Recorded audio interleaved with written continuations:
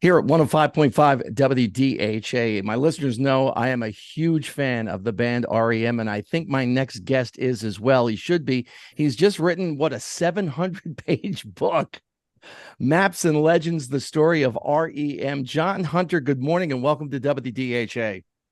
Good morning, Jim. How are you? I'm good, and I am a huge fan of the band, although I must admit there's a lot that I didn't know about this band, specifically a lot of the stuff that was going on behind the scenes in the interpersonal relationships going all the way back to the earliest days.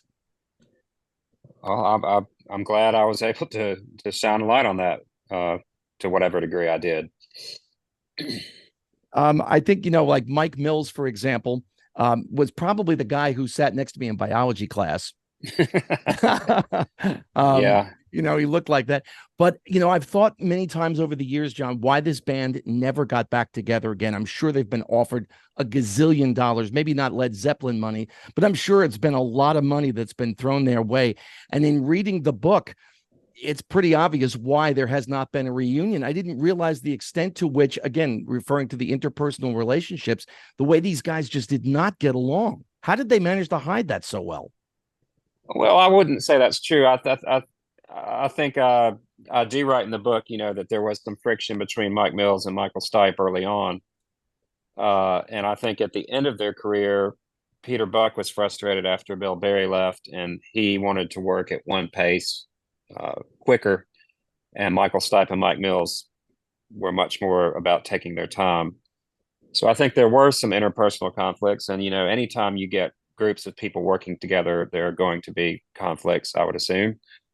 But, I think REM were a classic case of a band where the whole is greater than the sum of the parts. And part of the reason for that would be just like in a marriage or a romantic relationship, opposites attract. And Michael Stipe and Mike Mills were very different people in a lot of ways, but opposites do attract, and I think they complement each other's weaknesses and fill in the parts the other person is missing, if that makes any sense. And No, absolutely.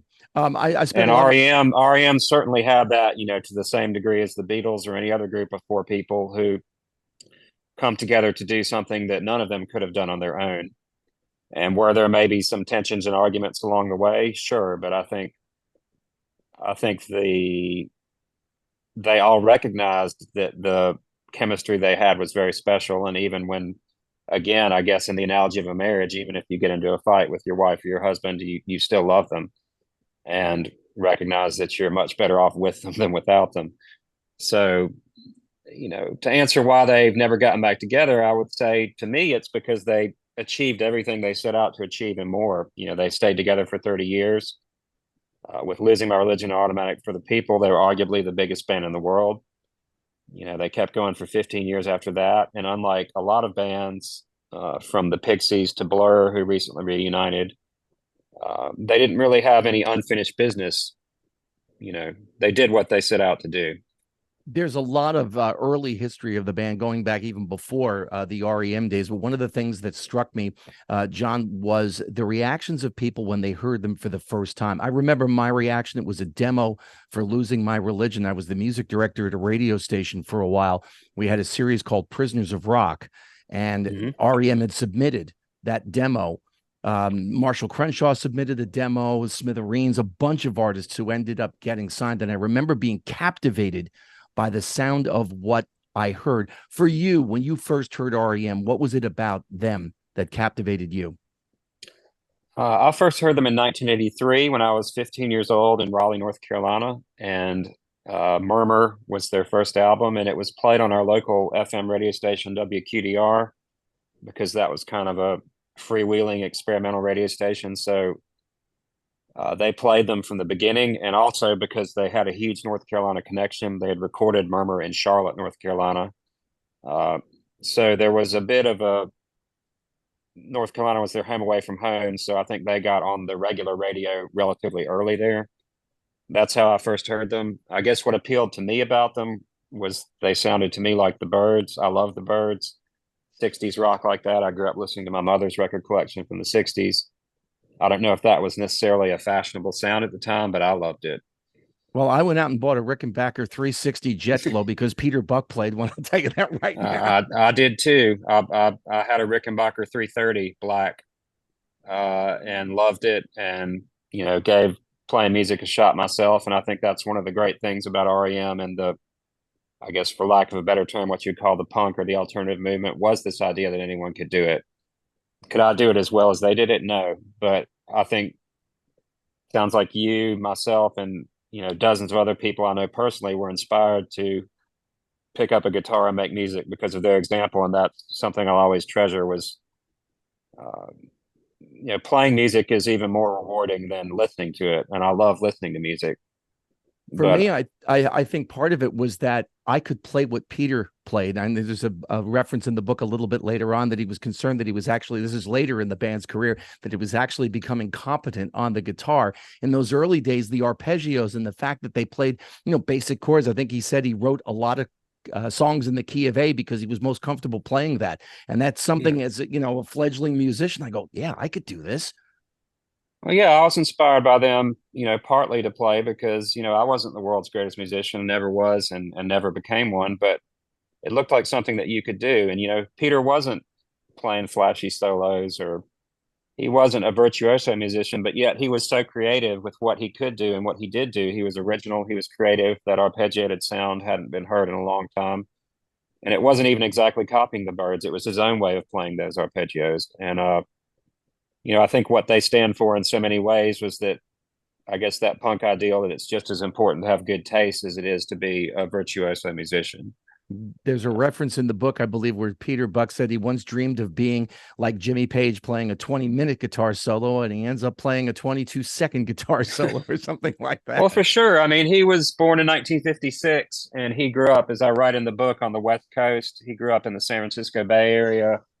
He was there when the Byrds and the Beatles were blowing up in the 60s, and in the 70s, he liked the Stones, the Who, Led Zeppelin, all the things that a teenager of that era would like. Was he ever going to be like a Jimmy Page kind of player? Probably not. Not going to be taking a solo like Stairway to Heaven or playing a 20-minute jam like Dazed and Confused. But what he did do, he was very, very good at, and very influential and very original and very creative. And, even though he, by choice or by lack of ability to do so, was not a great solo guitar player, but he was such a great guitar player in so many other ways. John Hunter, my guest this morning, his new book, Maps and Legends, The Story of R.E.M. There are a lot of references in the books to some of the early shows, 6 people showing up in Brooklyn, Right. the reaction that they got at the Air Force Academy that was, For sure. Like Spinal Tap. You've seen the movie Spinal Tap? Oh, yes. I think it's like life imitating fiction or the other way around. I think the gig you mentioned at the Air Force, I think it was in Texas, was pretty much like the show where Spinal Tap plays the military base and everything goes wrong. Yeah. What do you think it was that kept them going through that? There's equipment failures. There's all different kinds of things going on in those early days. What do you think it was that kept these 4 guys going? That happens to every band, and some plow through and make it and some don't. And I think, what they had, one of the things I write about in the book was that for different reasons, Peter Buck and Michael Stipe were incredibly driven. Uh, uh, Peter Buck came to the band relatively late. He was a little bit older, in his early 20s when they started, whereas George Harrison, I think, was playing in the Beatles in Hamburg when he was 17. But once he got a taste of it, he was, I think, incredibly driven for reasons dating back to his childhood. Michael Stipe had been trying to play in these punk bands in Illinois and in Athens for several years. Bill Berry and Mike Mills had played in garage bands in Macon, and then they had kind of given up on playing music. Bill Berry came to Athens to go to college wanting to be a lawyer, but then when he failed out of school, he wasn't going to be a lawyer anymore. And the band was like, failure was not an option, So I think they soldiered through those shows where they played to 8 people in Detroit, and a lot of bands faced with that, they can't make it. But, back then, before the internet, there was no way to tweet that you were coming to town or post on social media. You had to get in the van, staple some posters to a telephone pole, and hope people showed up. And One of to my their other credit, they did that, and every time they played somewhere to 8 people, the next time they'd come back, there'd be 50 people, and then the next time they came back next year, there'd be 500. And you know what I mean? Mm-hmm. One of my favorite asides in the book is where they opened for a Billy Squier cover band, not Billy Squier, a Billy Squier cover band that you reference in there in one of those shows. Well, again, I think that's the classic. I think most bands, the Beatles went through some horrific shows like that when they were starting out, embarrassing, playing to 4 people, and it breaks a lot of bands, and some bands forge through it. And one of the things that struck me when I was researching and writing the book was that I didn't realize the degree to which they went through that. I had this impression that they played their first show at the church and then it was kind of a steady uphill climb. And in some ways that is true. But in 1981 and 1982, I think they were a lot closer to failure than is commonly acknowledged. I mean, there really were a lot of those shows where they were playing to 8 people, or the sound system crapped out, or they got lost and didn't make it to the show in time, or it's a tough road to hoe, and to their credit, they did it. You make a reference in the book, in fact, to there's I think a bootleg recording of one of their shows in the New York City area where you can hear somebody in the crowd yell, "Don't be discouraged. Don't be discouraged." Yeah. I listened to probably about 100 bootleg recordings of their early shows in the course of writing this book. And that's on one of those tapes. Yeah. You can hear a guy in the audience yelling at Peter Buck, "Man, don't give up, keep going." And I think that was a moment captured on tape that sort of captured the reality of what they were up against. How long did it actually take you to put the book together, John? 5 years. Wow. I went to Athens and Atlanta in 2018 to interview people on a 3 or 4 day road trip.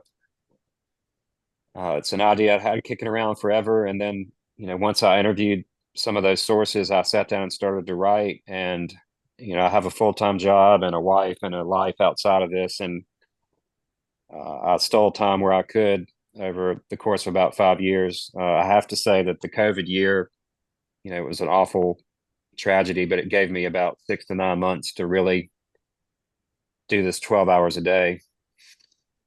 When you're into the band REM as I am, it's a great read. Maps and Legends, the story of REM. John Hunter, thank you so much for your time this morning here at WDHA, and best of luck with this book. Thank you so much for having me on your show. I really appreciate it.